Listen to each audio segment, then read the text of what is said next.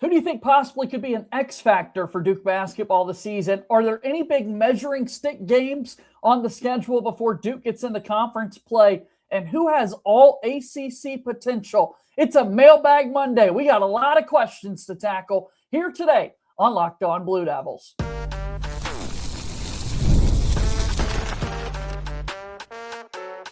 You are Locked On Blue Devils, your daily podcast on the Duke Blue Devils. Part of the Locked On Podcast Network, your team every day. Hello, everybody. Welcome into another episode of the Locked On Blue Devils podcast. My name is JJ Jackson. So great to have you here with us today on Monday, August 3rd, 2026. Locked On Blue Devils is your one-stop shop where we discuss everything going on inside the life of Duke athletics. Hard to believe that August has arrived, but here we are, and we've got a Mailbag Monday episode to get to with our good pal Kevin Connelly from Ball Durham, who joins us here on today's show. Really good questions that we'll get a chance to answer as Kevin joins us. All questions sent to us via email, lockedonbluedevils@gmail.com, our comments on YouTube, or via Twitter and Instagram at @LO_Blue Devils. Search Locked On Blue Devils and give us a follow on those social media platforms. Kevin, we're talking X Factors. We're talking big games on the schedule and all ACC. It was a great Mailbag Monday a week ago. Let's repeat that here today. What do you say? JJ, it's a tall hill to climb from last Mailbag Monday, but I think the viewers and the listeners are up for the challenge. So I'm excited to be here. I'm ready to go. Really looking forward to this. So let's get into it, man. Yeah, we've got the questions. They are incredible that everybody was able to provide for us. Now it's just up to you and I to make sure we have our A game as we go through this. Don't put too much pressure on me now. Before we even get started. That's right. Okay, here we go. Let's talk about X Factors to open up today's show. Which Duke player has the biggest X Factor potential? Someone wrote in. Not necessarily best player, but who could drastically and dramatically change Duke's ceiling if they outperform expectations? Any X Factor come to mind for you first, Kevin? So it's very difficult for me to label an X Factor because we haven't seen games, right? And I think like an X Factor, like I don't think you can call John Blackwell an X Factor because I think John Blackwell is going to be a major piece of this team. I don't think you can call Patrick Ngongba an X Factor because you expect big numbers from him. You could even probably say the same for Jojo Boomche, and that might be your answer, JJ. But what going into the season, at least right now in early August, we expect him to be a major contributor to this team. So I don't know if I can really call him an X Factor. Yep. I'm going to pick up right where I left off last week. I'm going Dame Sarr.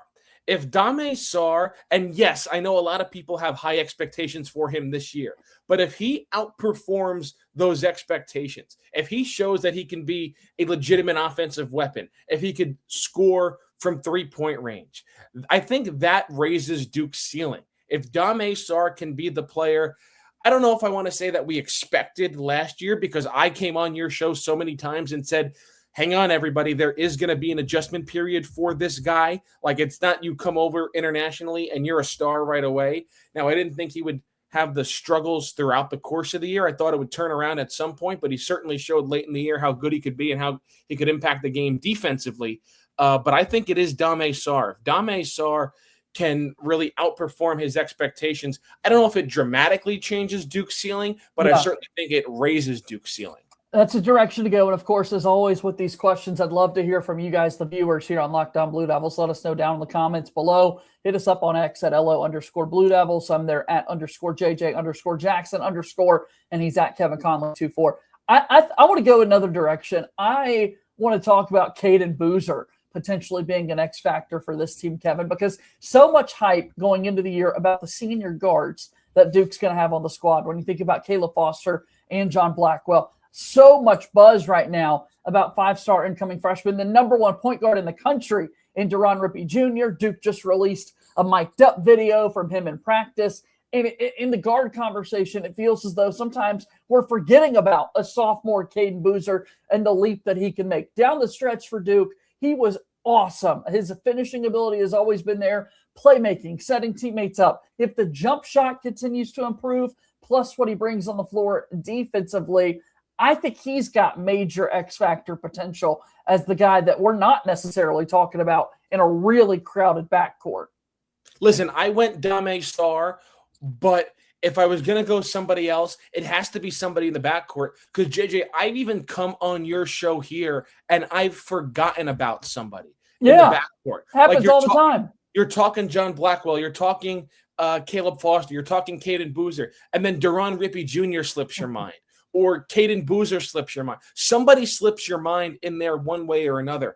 So I think that's a really good point you make about bringing up somebody in the backcourt as an X factor, as an underrated guy that you're not really talking about a lot, because it feels like somebody always slips your mind when you're talking about the current backcourt that this team has right now.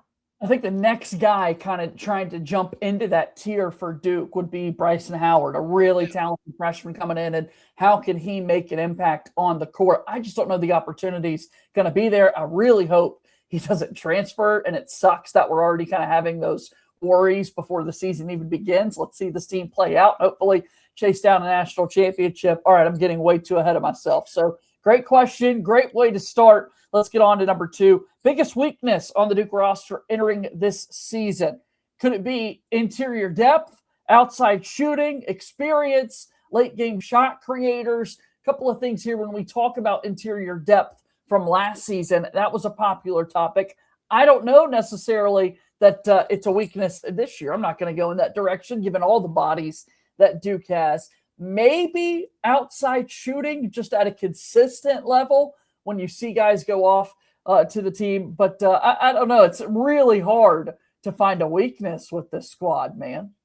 I was going to lean outside shooting too, because, and give me an answer here. Like, if you think of one, like, I don't know, like game on the line, you need a 3-pointer. Like, who's getting the shot? Now, I think the answer is probably John Blackwell. I'd agree. That could be a very good first. That could be a very good answer. Does Jojo Boomche, does he get a 3-pointer to tie or win a game? Because last year you kind of knew if you needed a 3, you knew who was going to, whether he was hot or cold. You knew who he had number 3 on his jersey. Yeah. Exactly. Like, regardless of, I mean, just look at that Florida game from early in the season.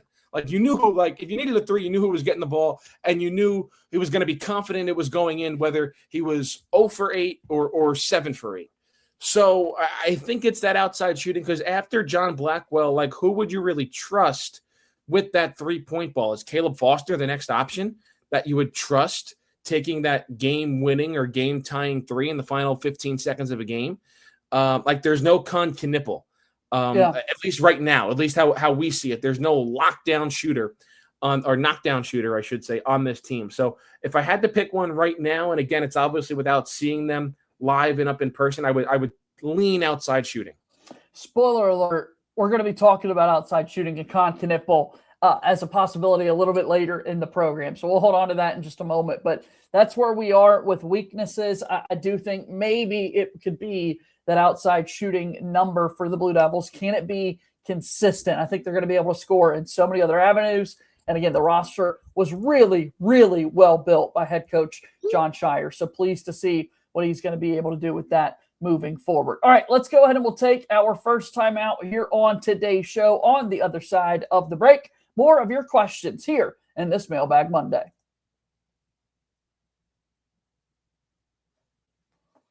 Locked On Blue Devils here today is brought to you by our friends over at FanDuel. That's right, FanDuel is the absolute best. Baseball fans, if you think you know who's hitting a homer today, FanDuel's giving you a free chance to call your shot with Daily Dingers. Easy to play. Just make your free pick for who you think will hit a home run in their game. If you're right, you'll receive a profit boost to use on your next bet for a chance at extra winnings. Best of all, you can make a free pick every day throughout the MLB season. Daily Dingers, another fun way to stay engaged with every day's games. Whether you're following your favorite team or keeping an eye on matchups across the league, every game has someone capable of going deep. Now, you get the chance to make your prediction before first pitch.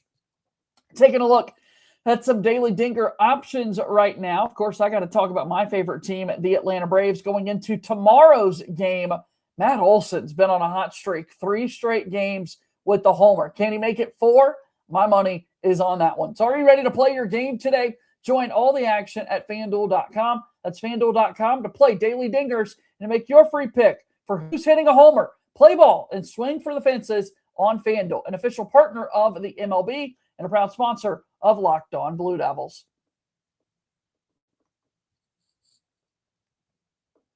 All right, we go forward on Mailbag Monday here today. My name is JJ Jackson, and on the show with me, I've got my good buddy Kevin Connelly from Ball Durham with me on the program. Kevin, we got to move forward with the next question here in this Mailbag Monday. Which freshman will make the biggest impact by March? Not November, but March. As sometimes, Duke freshmen can really develop throughout the season. I think for a lot of people, the hype around JoJo Boomche is there, but maybe you'll start to see it right away.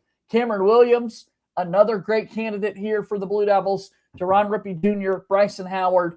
I'm scrambled. My brain is scrambled with so many amazing freshman options that Duke's got here. Yeah, listen, so I'm not including Boomche in this conversation because I think he's going to make an impact right away. Right away. So I think he's going to be a consistent factor on this team from November through April. That being said, then you narrow it down. You kind of hit on the Bryson Howard part of it in the first segment where how much is he going to play? And I think you could put Deron Rippey maybe in that conversation. Now, there could be a role for a Bryson Howard if he does become, a really good shooter that you could trust out there on the floor. I think there's a path for playing time. I wanted to lean Deron Rippey Jr., but I think it's going to be Cameron Williams. I think Cameron Williams is a guy that's going to come off the bench in the first, 2-3 weeks of the season. You're going to see him struggle. There's going to be those conversations. Could Cam Williams come back for a sophomore year? Is he ready for the NBA? And then all of a sudden, by the time the end of the year rolls around, he still could be coming off the bench, but he's going to be a major, major contributor on this team. Just his size, his skill, his athletic ability. I'd be very surprised if he is not making a major impact on this team by the time February and March roll around. And he can shoot it from the outside, man. I mean, that's been a strength of his game, despite how big he is. He can really knock some shots down from the outside. I hate to say I agree with you on this, but I do. I think it's going to be Cameron Williams who we're saying, wow, look at this. Can you believe the embarrassment of riches that Duke has? That here's Cameron Williams after we've been talking all season long about Patrick Ngongba II and JBB. But at that point, maybe Boomche slower coming along and it's Cam Williams. And then it's like, here's a bottom line. I think both of those freshmen are going to be involved in the mix. A little bit harder for Rippey Jr. to come along because of all the guards that are there ahead of him. But I still think he's a part of the case there. So freshmen making the biggest impact by March. Let us know down in the comments below. On to our next one here on this Mailbag Monday. If Duke only has one All-ACC player this season, who is it? This roster is loaded, but this is a great question we got here where people are limiting our selections to one player. And I think I got to go for the transfer, man. I think I got to go and give John Blackwell some love because right now today, I still think he's going to be the leading scorer. I think Duke's going to be king of the ACC once again. And when people think about best team, you go to their top scorer and playmaker, and I think that's who they'll be thinking of. Yeah, this isn't going to be good radio, good TV, good podcasting because I have the same answer and the same reasoning. Like, I think he's going to be the leading scorer on this Duke team. And typically your leading scorer, especially if you play for a team like Duke and you're at the top of the ACC standings, the leading scorer is going to be a first-team ACC player and an ACC Player of the Year type candidate. So I will go with John Blackwell. But you know what? As I'm thinking through it right now, I'm going to change my answer because I do want this to be good radio, TV, podcasting, for the video. sake of conversation. Exactly. For the sake of this, I'll change my answer. So I'll say if Duke only has one All-ACC first-team player this year, you're taking John Blackwell. Do I want to ride the hype train of JoJo Boomche? Because I think at the end of the day, I know there's going to be, specific media members or just obviously the general ACC preseason media poll and media teams and all that preseason first team and whatever. I think I have to go Boomche. I want to ride Dame Sarr. I want to ride that hype train. I want to be the conductor of that hype train, but I just don't know if he will have the scoring to do it. I think certainly he'll be first team all defense. I think it could be defensive player of the year. You know what? No, scratch that. Boomche out, Sarr out. We in the past couple mailbag. I was about to get mad at you because I think I know where you're going. We have not given enough love to Big Pat. He's coming back. Yes. I feel like talk about under the radar X factors. Like we're not talking enough about we just have Duke to talk having it out. their 6'10", 6'11", whatever he is, 7-foot center back for a junior season. This guy could be an All-American. Yeah, I don't know why. I don't know why it took me so long, and I'm sure there's some listeners that are screaming at their phone or their computer, and they're screaming, "Big Pat, Big Pat." You know what? I'm going Big Pat. If Duke has to have one, I'm going Big Pat. I think now that I'm saying it because it's just in my own mind, I think he's being slept on a little bit. Yeah, he can impact games in so many ways with his touch, with his passing, with his defense, the size, all of it. Like, I'm with you because I want to hype up Boom Che like the rest of us do. That's what the whole basketball world is doing right now. You want to hype up John Blackwell because it's the biggest transfer acquisition in the sport this season going into the year. And then you forget that was major news that Duke is returning Patrick Ngongba II for his junior season. I think he has a big season looming, and I can't wait to see it all play out. I'm glad we finally got there, Kevin, with multiple options. It took me a while. My brain has to process, has to think, has to go through everything that's in there, dust off the cobwebs. But we're going full circle with our conversation because earlier we were just talking about how you start to think about the Duke team and you forget somebody. You're going to leave them off. They're that deep. Exactly. That's what I've been talking about the whole time. Like you always forget somebody, and typically it was in the backcourt. But yeah, like Big Pat's kind of that forgotten guy too. Yeah. Oh man, I can't wait. Hopefully he gets fully healthy. We haven't really seen him in these clips that Duke's been putting out over the last few days and weeks, but we know a Big Pat moment is coming. That's for sure. All right, on to the next one here in this Mailbag Monday. Which former Duke player from this Jon Scheyer era would fit this roster the best? And this is why I talked about the outside shooting a little bit. I think that's where people might go with this answer. I'll give you the floor first, Kevin. I mean, we just talked about the outside shooting. I want to say Con Knippel, but I guess it can't be. Yeah. It has to be Cooper Flagg. Yeah, you're saying if Cooper Flagg and Cameron Boozer are options, how could you choose Con Knippel? But it's fitting this roster. Yeah, but I'm not even gonna go Cameron Boozer because all right, I'm gonna settle that you have a really good front court. We just Pat Ngongba, Boom Che, Cam Williams, but Cooper Flagg can do it all. Cooper Flagg can run the point if need be. And I mean, I'm saying this watching just how his rookie season played out in the NBA. You add a guy to a team that has scored I think he had multiple 50 or multiple 40-point games in the NBA. I don't care who else is on the roster, JJ. It'll work. You'll find a way. You'll find a way to make it work and make it happen. Yeah. So, former player that would fit the best. I don't necessarily care about the fit. You go to a Cam Boozer or a Con Knippel or Kyle Filipowski, Derek Lott, guys like that. It might come down to fit. Cooper Flagg can fit with anybody.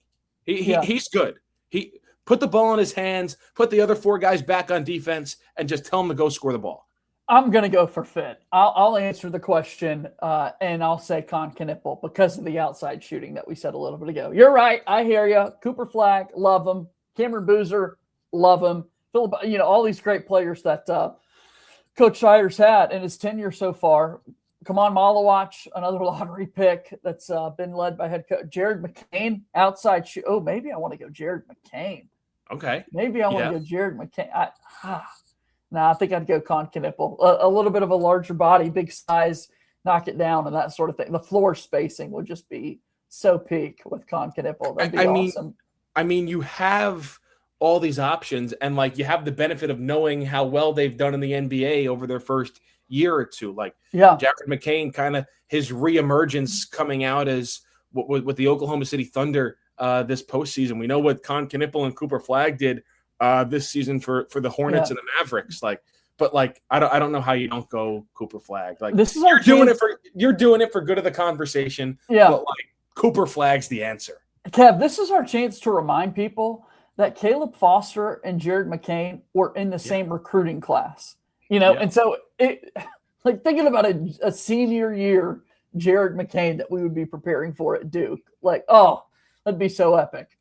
I remember, I mean, you're going back now, but like when, the ESPN and the sports centers would tweet, like, if everybody had to stay in college 4 years and, whatever the team was for Duke, it was like Tatum and I don't know, would Okafor have been a senior? And like, it's like crazy when you look at some of those, like, especially years ago when you would see it with Kentucky and you'd see it with Duke, where it's like, if guys had to stay 4 years, like all these guys theoretically, and they wouldn't have, but like would have been on the same team.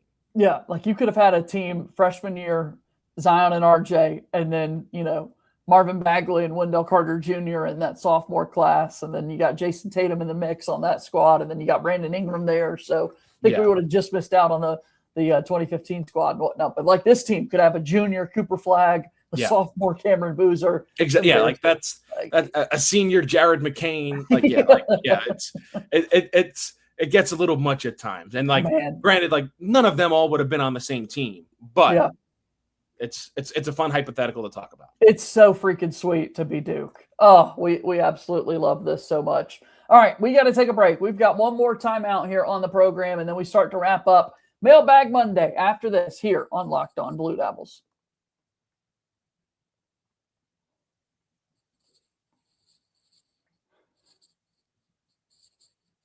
Thanks so much for making Locked On Blue Devils your first listen and your first watch here today, guys. Make sure you go check out Locked On Sports Today, our network-wide show going over all the big storylines in the world of sports. Go check it out right after this, wherever it is that you get your podcasts and on YouTube.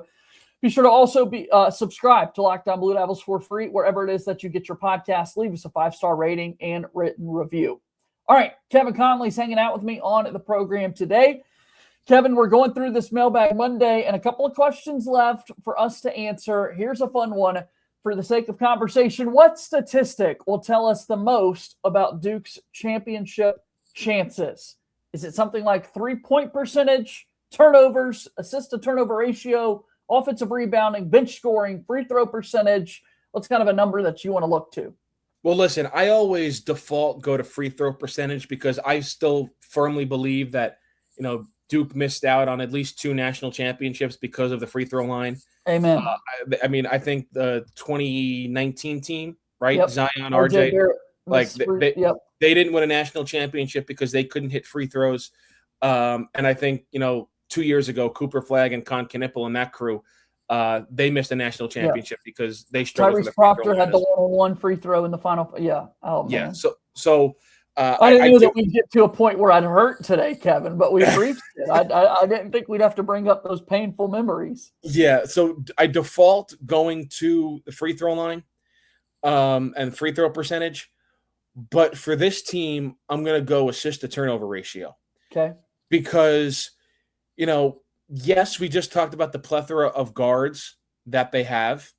And Caden Boozer, I think, if needed to be the starting point guard and play 35 minutes a game, I think he could do it. Now, yes, everyone's going to talk about, the one turnover that he had against UConn. But, I still think and it's one bad season, but I still think there's things that you have to monitor with Caleb Foster. Yes, his sophomore season was not great, but then you also look, his freshman season got cut short due to injury. His junior season, it didn't get cut short due to injury, but he missed a chunk of time late in the year and then came back against St. John's and, just wasn't effective against UConn because he couldn't turn it around in, 36 hours. But like credit to him for even trying it. And Duke's season would have ended 36 hours earlier if he didn't play against St. John's. So I still think yes, you want to trust Caleb Foster, but I still think this is now 2 of his 3 seasons cut short due to injury, and 1 he just wasn't really effective. So Duke needs veteran point guard play. And the past couple of seasons, Cooper Flagg could have played a role of point guard. Last year, you look at other options that you had, Cameron Boozer could have handled the ball if need be. Like you had other guys that you were comfortable with putting the ball in their hands. This year, I think you would be comfortable putting the ball in Caden Boozer's hands if Caleb Foster is injured or ineffective. Certainly. And then, again, you do have a guy like Duron Rippey who has been a true point guard his entire life, in elementary school and high school and AAU ball. But I do think the assist to turnover ratio will play a big role for this team this upcoming season. I like it. I kind of was leaning that direction. I want to talk about rebounding, though, and the importance of that as being one of the biggest teams in all of America, making sure you secure a defensive rebound and end the possession, make life difficult for the opponents. That Duke's been really good at rebounding the last few seasons. And then also on the offensive glass, brother, keep creating extra possessions by grabbing those rebounds, leading to second chance points, and making life a whole lot easier for your offense if you are missing some of those outside shots. I think being able to capitalize on your size in regards to, or considering the rebounding effort there, I think that could be a very important element for Duke this year. Listen, I feel very confident in their rebounding ability. I mean, I think they're going to have at least 2 7-footers on the floor at all times. Whether it is JoJo Boomche, and Pat Ngongba, or Cameron Williams, or, I know he's not listed at 7 foot, but even Drew Charnowski is listed at 6'10". And, all these heights that you see on the Duke website, yes, they're in sneakers, and, maybe they added a couple of bring Max Meyer in. That is a legit 7-footer. Let the young freshman play a little bit, grab some boards. Yeah, and the heights are maybe a little exaggerated because there is an NBA height measurement on John Blackwell without shoes, and he wasn't 6'5", and Duke lists him at 6'5". So like they do the way to do it. They give you the benefit of the doubt. But you have to feel confident in the way this team's going to rebound the basketball because there's going to be basically 2 7-footers on the court at all times. All right, last question of the day in this Mailbag Monday. Here it is as we look at the schedule for Duke. Which Duke game are you circling as the biggest measuring stick before March? I mean, where do you want me to go? Do you want me to go? It's a loaded schedule. It's a lot of options. I know. Do you want me to go ACC? You want me to go non-conference? I mean, the game that sticks out to me, and it's going to be in the non-conference, is on the road at Florida. Yeah. I think if you're looking at pure measuring stick games, and I think it is on December 1st, so it is early enough. That's a measuring stick game. Yes, you have big games before that against Michigan State and Illinois and UConn, but true road game against Florida, who at that point very well could be the number 1 team in the country. Who knows how the polls shake out and how the first month of the season goes, but it feels hard not to pick that game because that'll not only give you a measuring stick game going into ACC play, but it's kind of going to give you a measuring stick game nationally as well. Make the case for it to be the Gonzaga game in February or one of the North Carolina game that's played in February. I mean, you can. I think when you look at the Gonzaga game, and now I know Gonzaga hasn't had the best couple of weeks or month here with players that they thought were going to come back and they've left the program. One guy went to Spain and played professionally, Yeah, and another guy I think stayed in the NBA draft, and he might have been picked by the Knicks, and the Knicks are telling him to go back overseas because they don't really want him. It's tough, yeah. But when you look at it, it'll still be a good team. It's Mark Few. And add the fact in whatever happens with this 5-for-5 ruling, it seems like if it passes, Gonzaga is going to get Donovan Dent, who started his career at New Mexico and then went to UCLA and is thought of as one of the best guards in the country. So they can still get better, and they got the big transfer from Arizona State, Masamba Diop. So still going to be a really good team, and Braden Huff is back. So but yeah, you look at, you're in the city where the Final Four is going to be played. You're playing a team that has Final Four aspirations, and it could easily be that Gonzaga game. And when you look at the games against North Carolina, they're always in the mix. First year head coach, Michael Malone's going to want to be putting an early stamp of his on this rivalry. And even if one of the teams isn't as good as we thought, which I don't think that's going to be the case, everyone knows you throw the records out the window in that game. So you can make a case for a lot of them. But I just think when you look at Duke at Florida, a true road game in the ozone, I think that's what they call it down there. That's going to be the big measuring stick game, at least for me, in the early part of the season. Yeah, I think you're right. I think the North Carolina piece to this is all the hype that they've got with the new era that's there. It'll be a game inside Cameron Indoor in February for Duke, as North Carolina had the February game this past season. That's when, unfortunately, Seth Trimble hit that game-winning shot at the horn to give the Tar Heels a win. So making sure that you win a game like that and you could really feel, okay, what do we look like? What is the vibe of this team going into March and into another postseason? Really awesome show today, guys. Loved all the questions that we were able to answer on this Mailbag Monday. Again, all questions, LockedOnBlueDevils@gmail.com. Feel free to ask us anything at @LO_Blue Devils on X is how you can send the questions as well. Kevin, it is great to see you. How can people follow along and support you? Yeah, balldurham.com. We got it all up there. Football season is around the corner. I'm not going to say it's here yet, but it's certainly. I'm going to say it's here. I'll do it for you. And then basketball, as we said, it doesn't stop. Duke's not going to be involved in any of this 5 for 5, at least not this year. But just keeping an eye on that as well. Kevin, great to see you, man. We'll talk soon. Okay. Thanks, JJ. All right, that's Kevin Connelly hanging out with us here on today's episode of Locked On Blue Devils. That's going to do it for our program here today, guys. Thank you so much for your support. As always, be sure to follow and subscribe to us for free wherever it is that you get your podcast. Leave us a 5-star rating and written review. Take a moment, if you will, like this video, share it with your friends, and be sure to subscribe to our YouTube channel. As always, go Duke. I'll talk to you tomorrow. My name is JJ Jackson. Thank you and good day.